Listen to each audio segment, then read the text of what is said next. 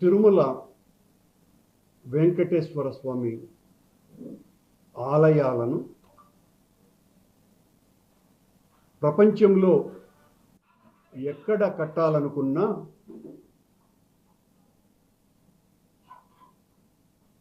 చాలా రాజధానులలో కూడా ఆలయాలు కట్టాలని నిర్ణయించటం జరిగింది.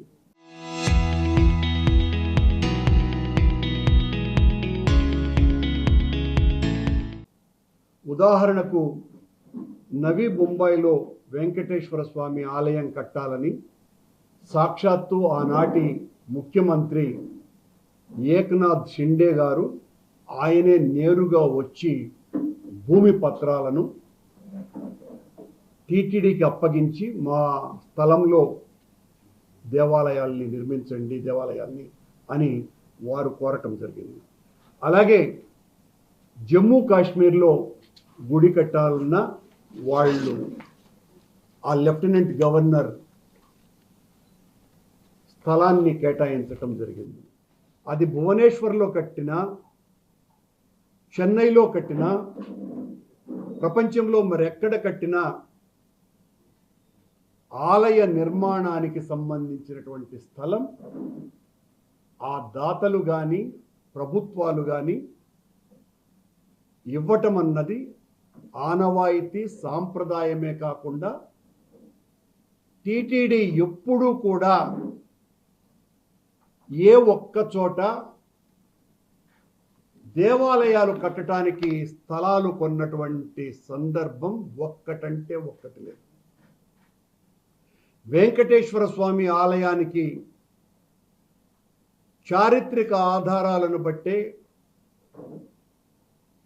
మహారాణి సామవై దగ్గర నుంచి పల్లవరాణి సామవై, ఆ తర్వాత చోళరాణి పరాంతకదేవి, ఆ తర్వాత యాదవరాజులు, ఆ తర్వాత విజయనగర చక్రవర్తులు, ఇలా చెప్పుకుపోతే ఎంతోమంది మహానుభావులు ధనము, ధాన్యము, భూమి ఇతోధికంగా వెంకటేశ్వర స్వామికి కానుకలుగా వేసినారు. వెంకటేశ్వర స్వామి ఆలయాల్ని నిర్మించడానికి ఎక్కడా కూడా ఈ రకంగా కొనటం అన్నది జరగల. ఆశ్చర్యకరంగా ఒక విషయం వెలుగులోకి వచ్చింది. నిత్య పూజా గరిష్ఠుడైన స్వామివారి పట్ల అకుంఠిత దీక్ష దక్ష పూజా దురంధరుడైన, అనునిత్యము స్వామి నామస్మరణ లేనిదే బయటికి కూడా రానటువంటి మన గౌరవ ముఖ్యమంత్రి చంద్రబాబు నాయుడు గారు అమరావతిలో ఉన్న వెంకటాయపాలెం అనేటువంటి విలేజ్లో కడుతున్నటువంటి గుడికి 25 ఎకరాల స్థలాన్ని టీటీడీకి ఎకరా 50 లక్షల చొప్పున అమ్మినారు. టీటీడీ తన చరిత్రలో మొదటిసారిగా వెంకటాపాలెం దగ్గర గుడిని కట్టడానికి 12.5 కోట్ల రూపాయలు ధర చెల్లించి గుడి కట్టాలని ఆయన గారి చంద్రబాబు గారి ఆలోచన. ఎంత దారుణమైన విషయం అంటే ప్రపంచంలో ఇంతవరకు ఏ ఒక్కరూ కూడా ఇలాంటి సాహసమే చేయలే. మేము అమ్ముతాము గుడి వెంకటేశ్వర స్వామికి, మీరు వచ్చి గుడి కట్టండి అని అడగల. తమాషా ఏందిరంటే ఆంధ్రప్రదేశ్ను ఆర్థికంగా శక్తివంతమైన సుస్థిర నగరంగా రూపుదిద్దాలన్న లక్ష్యంతో తన స్వప్న ప్రాజెక్ట్ అయినటువంటి అమరావతిలో వివిధ సంస్థలకు భూముల కేటాయింపు అంశానికి సంబంధించి పరిశీలన కోసమని ముఖ్యమంత్రి చంద్రబాబు నాయుడు గారు మంత్రుల బృందాన్ని ఏర్పాటు చేశారు. ఆ మంత్రుల బృందం 2016 జూన్ 1 మరియు 9 తేదీలలో 2 సమావేశాలు నిర్ణయించి మొత్తం 11 ప్రతిపాదనల్ని పరిశీలించింది. వాటిలో 6 సంస్థలకు భూమిని కేటాయించాలని నిర్ణయం సిఫారసు చేసింది. ఆశ్చర్యకరంగా, ఆసక్తికరంగా ఆ 6 సంస్థలలో 2 కేంద్ర ప్రభుత్వ సంస్థలు మరియు 1 రాష్ట్ర ప్రభుత్వ సంస్థకు భూమిని ఉచితంగా కేటాయించాలని ఆ మంత్రివర్గ సంఘం నిర్ణయించింది. ఇదిగోండి దానికి సంబంధించినటువంటి కథ. Indo UK institute of health 50 acres free hold, ఎకరా 50 లక్షలకు. వెల్లూరు ఇన్స్టిట్యూట్ ఆఫ్ టెక్నాలజీ ఎకరా 50 లక్షలకి. నేషనల్ ఇన్స్టిట్యూట్ ఆఫ్ డిజైన్ 50 ఎకరాలు ఫ్రీ ఆఫ్ కాస్ట్కి. అదే జీవోలో ఆంధ్రప్రదేశ్ హ్యూమన్ రిసోర్స్ డెవలప్మెంట్ ఇన్స్టిట్యూట్కి 25 ఎకరాలు free of cost. Central institute of tool design free of cost. Venkateswara Swamy ఆలయానికి 25 ఎకరాలు 50 లక్షల రూపాయలు ఎకరాకి. ఆశ్చర్యంగా దీనికి సంబంధించి టీటీడీ 2018వ సంవత్సరం డేటెడ్ 28/8/2018వ సంవత్సరం దీనికి సంబంధించిన బోర్డు తీర్మానంలో 12.5 కోట్ల రూపాయలను కడుతూ దానికి సంబంధించి వాళ్ళు మొత్తం ఇష్యూ అంతా రాసుకొని వచ్చారు టీటీడీ. వెంకటాయపాలెంలో 25 ఎకరాలు దయచేసి ఉచితంగా ఇవ్వండి అని టీటీడీ అభ్యర్థించింది. ఇది చంద్రబాబు గారి ఆలోచన, ఏది అక్కడ గుడి కట్టాలనని. అయినా టీటీడీ అభ్యర్థించింది 25 ఎకరాలు ఉచితంగా ఇవ్వండి అంటే, ఆహా సస్యమీరా మీరు డబ్బు కట్టాల్సిందే అని ముక్కు పిండి మరీ వసూలు చేశారు 12.5 కోట్ల రూపాయలని. దానికి సంబంధించినటువంటి ఆబ్స్ట్రాక్ట్ ఇది మీకు అందరికీ కూడా ఇష్యూ చేయటం జరుగుతుంది. అందులోనూ 1.25 లక్ష నిబంధనలు అన్నీ ఇన్ని కావసుమా, అవన్నీ మీరు చదివితే చాలా సమయం అవుతుంది. నేను చదివితే మీరు అవన్నీ చదివి మీరు ప్రచారంలో పెట్టవచ్చు. ఇక్కడ చంద్రబాబు గారిని నేను అడిగేది,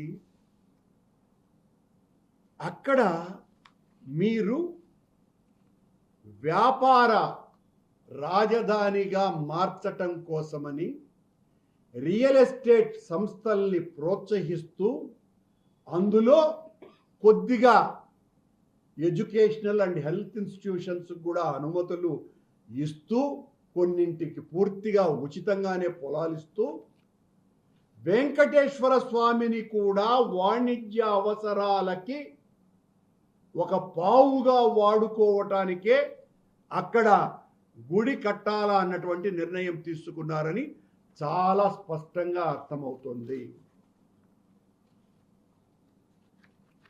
ఎంత దారుణం! రోజు నేను భక్తుడిని చెప్పుకునేటువంటి ఆ వ్యక్తి తన స్వప్న రాజధాని అమరావతిని ఆకర్షణీయ కేంద్రంగా మార్చి వాణిజ్య కార్యకలాపాలను ఆకర్షించాలనేటువంటి ఉద్దేశంతో ఆలయ నిర్మాణానికి కూడా వాణిజ్య ధరకే భూమిని టీటీడీకి బలవంతంగా కేటాయించటం, దాదాపు 200 కోట్ల రూపాయలతో అక్కడ ఆలయాల్ని నిర్మించాలనేటువంటి తలంపు. ఇప్పటి వరకు అక్కడ 50,000 మంది జనాభా కూడా లేరు. ఆయనకు ఆలోచన వచ్చింది, ఎలా మొన్న ఒక 3 నెలల క్రితం కూడా బోర్డు సమావేశంలో కోయంబత్తూరులో బాలర్ జైరామ్ అనేటువంటి ఒక పెద్ద రియల్ ఎస్టేట్ కంపెనీకి బాలాజీ స్క్వేర్ అనేటువంటి కంపెనీ చేసేటువంటి రియల్ ఎస్టేట్ వెంచర్లో కూడా దేవాలయాన్ని కట్టాలన్నటువంటి నిర్ణయం సాక్షాత్తు ముఖ్యమంత్రి కార్యాలయం నుంచి టీటీడీకి అందింది. అది మేము బహిరంగంగా కూడా చూపటం కూడా జరిగింది. ఇంకా ఎలా దీన్ని చెప్పాలో అర్థం కావటంలా. ఎంత బాధ కలిగించే విషయం. ప్రపంచంలో ఎక్కడా ఏ ప్రాంతంలో కూడా ఎంతోమంది దాతలు చివరకు తమిళనాడులో చెన్నైలో ఉన్నటువంటి ఆ ఇన్ఫర్మేషన్ సెంటర్ దగ్గర ఉన్నటువంటి గుడిలో ఎక్స్టెన్షన్ కోసమని కొందామంటే కూడా టీటీడీ అంగీకరించాల. అప్పుడు అక్కడ ఉన్నటువంటి ఆ కమిటీ చైర్మన్ తను స్థలం కొని ఆ ఎక్స్టెన్షన్కు స్థలం ఇవ్వటం జరిగింది. అట్లాగే మహానటైనటువంటి కాంచన గారు ఇచ్చినటువంటి స్థలంలో పద్మావతి అమ్మవారి దేవాలయాన్ని నిర్మించటం జరిగింది. ఎక్కడ ఎప్పుడు ఏ గుడి నిర్మించినా భగవంతుడి గుడి అది దాతలు ఇచ్చినటువంటి స్థలంలోనే నిర్మించినారు. వెంకటేశ్వర స్వామి ఆలయం రాష్ట్ర వ్యాప్తంగా ఇరు రాష్ట్రాలలో వందలాది కళ్యాణ మంటపాలను కట్టింది. కళ్యాణ మంటపాలకు కూడా స్థలాన్ని దాతలు ఇవ్వాలి. 40% టీటీడీ నిర్మించేటువంటి నిర్మాణానికి వాళ్ళు డిపాజిట్ కూడా చేయాలి. కానీ ఇక్కడేం చేసినాడు చంద్రబాబు నాయుడు గారు? ఒకే ఒక్క గుడి, వెంకటేశ్వర స్వామి గుడి, వెంకటేశ్వర స్వామే స్థలం కొనుక్కొని నేను గుడి కట్టుకుంటాను అని చంద్రబాబు గారిని భంగపడి గుడి కట్టించినట్టుగా ఉంది. ఇంతకంటే ఘోరాతి ఘోరం, దారుణాతి దారుణం మరొకటి లేదు. అందుకే ఇవన్నీ కూడా వెంకటేశ్వర స్వామి ఒక్కొక్కటిగా బయటికి తీసి మా చేత పలికిస్తున్నాడు. ఈ రోజున నిన్న ఇందాపూర్కు సంబంధించిన నెయ్యి 21 కేజీలు తీసుకొని వచ్చేటువంటి ఒక ట్యాంకర్ కడప జిల్లా కొండాపురం పెజ్జి అనంతపురం అనేటువంటి గ్రామంలో హైవే 67 నంబర్ దగ్గర బోల్తా కొట్టింది. ఇక్కడ ఆశ్చర్యం కలిగించే విషయం ఏందిరా అంటే, బాధ కలిగించే విషయం కూడా, ఇక 2 రోజులకు సరిపడే కూడా కొండ మీద నెయ్యి లేదు. ఈ రోజు ఉన్నటువంటి స్టాక్ కేవలం 3500 కేజీలు. దీన్ని బుకాయించవచ్చు, ఆ పిఆర్ఓ చేత ఒక ప్రకటన కూడా ఇప్పించవచ్చు. ఎంత నిర్లక్ష్యంగా వ్యవహరిస్తున్నారు. ఇందాపూర్కి హెరిటేజ్కి ఉన్నటువంటి సంబంధం మొత్తం లోకమంతా బయటపెట్టిన తర్వాత స్వామివారి కూడా కన్నెర్ర చేసినట్టుగా అనిపిస్తోంది ఈ సంఘటన వలన. ఏం జరుగుతోంది? నా గుడి పట్ల ఇంత అపచారం ఎందుకు చేస్తున్నారు అని వీటి గురించి స్వాములు స్పందించాల్సిన అవసరం ఉంది. ఆయన ఎవరో శివానంద సరస్వతి అని ఊరికనే మాట్లాడుతూ ఉంటాడు. స్వయమా నువ్వు స్వామి అయినంత మాత్రాన నీవు ఏకపక్షంగా తెలుగుదేశం జెండా ఎత్తుకొని మాట్లాడితే నీ గురించి మాట్లాడకుండా, నీ గతాన్ని లోడకుండా ఉండం. స్వామి, నువ్వు తెలుగుదేశం పార్టీ కార్యకర్తలాగా మాట్లాడుతున్నావు. వెంకటేశ్వర స్వామి భక్తుడిగా మాట్లాడడంలా. భగవద్గీత నువ్వు చదివినావు? అసలు నిన్న మాట్లాడతాడు ఇష్టం వచ్చినట్టుగా, రోజు మాట్లాడుతున్నాడు. ఎట్లంటే అట్లా. దైవ దర్శనానికి సంబంధించిన టికెట్లను పొందటం కోసమని ఒకరి స్వార్థానికి బలైపోవద్దని ఈ సందర్భంగా గుర్తు చేస్తూ, మీలాంటి వాళ్ళు పోరాటం చేయాల్సింది దాదాపు 3000 కోట్ల రూపాయల విలువైన స్వామివారి పాదాల చెంత వెంకటేశ్వర స్వామికే చెందినటువంటి భూమి, 20 ఎకరాల భూమిని ఒబరాయ్ హోటల్కు ఎలా ఇస్తారు అని ఎందుకు పోరాటం చేయటం లే? చేయాల్సినటువంటి అవసరం ఉంది కదా. ఆ ఒబరాయ్ హోటల్లో స్వామి పాదాల చెంత వెంకటేశ్వర స్వామి ఆలయ ప్రాపర్టీలో రేపు అది పూర్తయిన తర్వాత 7 స్టార్ హోటళ్లలో ఎద్దు మాంసాన్ని వండుతారు అన్న విషయం అందరికీ కూడా తెలుసు ప్రపంచవ్యాప్తంగా. అంటే వెంకటేశ్వర స్వామి స్థలంలో ఎద్దు మాంసాన్ని అమ్మేటువంటి హోటల్కు బదలాయిస్తారండి స్థలాన్ని? నీవు చంద్రబాబు గారికి నిజంగా చిత్తశుద్ధి ఉంటే ఆ టూరిజం ల్యాండ్ను టీటీడీకి అప్పగించి రెవెన్యూ ల్యాండ్ను ఎక్కడైనా కూడా బయట ఇచ్చి ఉండవచ్చు. అలా ఇవ్వకుండా